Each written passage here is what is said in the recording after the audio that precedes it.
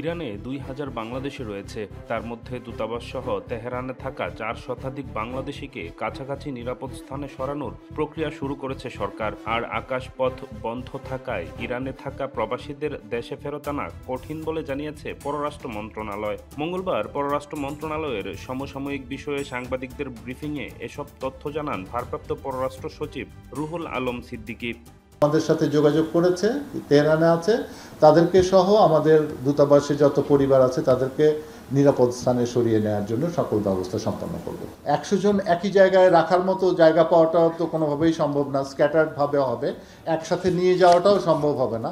আর সব মিলে এটা একটা যুদ্ধাবস্থ অবস্থা এবং নিয়মিতই ওখানে আক্রমণ চলছে। ইন্টারনেট যোগাযোগ ব্যবস্থা এবং টেলিফোনিক যোগাযোগ ব্যবস্থা ইন্টারমিটেন্টলি চলছে, কখনো বন্ধ থাকছে, কখনো চলছে। ফলে আমাদেরকে যখন ওখান থেকে কমিউনিকেট করছে, হয়তো একটা মেসেজ ৪ ঘন্টা আগে পাঠাচ্ছে, সেটা আমরা ৪ ঘন্টা পরে। নিষেধাজ্ঞা থাকায় তেহরানে ব্যাংকিং চ্যানেলে টাকা পাঠানো যাচ্ছে না জানিয়ে ভারপ্রাপ্ত পররাষ্ট্র সচিব রুহুল আমিন সিদ্দিকী বলেছেন, দেশটির রাষ্ট্রীয় রেডিওতে হামলার সময় সেখানে থাকা বাংলাদেশিরা নিরাপদে আছে।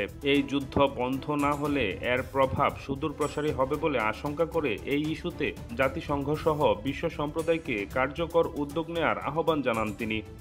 আন্তর্জাতিক সম্প্রদায়কে মধ্যপ্রাচ্য স্থিতিশীলতা রক্ষায় সম্মিলিতভাবে কার্যকর ভূমিকা রাখার জন্য আহ্বান জানায়। এই মুহূর্তে ইরান ত্যাগ করার কোনো ব্যবস্থা নাই, যেহেতু বিমান যোগাযোগ বন্ধ। স্থলপথে হয়তো কষ্ট করে যাওয়া সম্ভব, কিন্তু তার নিরাপদ হবে না বলে আমরা তাদেরকে নিরাপদ স্থানে, তেহরান থেকে দূরে নিরাপদ স্থানে যাওয়ার জন্য নির্দেশনা দিয়েছি। ইরানের উপরে এমবার্গো থাকার কারণে আমাদের ওখানে অর্থ প্রেরণ করার অত্যন্ত ডিফিকাল্টি আছে। এদিকে গতকাল রাষ্ট্রীয় টেলিভিশন সেন্টারে হামলার জবাবে ইসরায়েলি ভূখণ্ডে স্মরণকালে সবচেয়ে বড় ও ভয়াবহ হামলার হুমকি দিয়েছে ইরান। দেশটির দাবি, গত ৫ দিনে ইসরায়েলের ভূখণ্ড লক্ষ্য করে ছোড়া হয়েছে ৩৫০ মিসাইল। ইরানের হামলায় এ পর্যন্ত প্রাণ গেছে ২৪ ইসরায়েলির।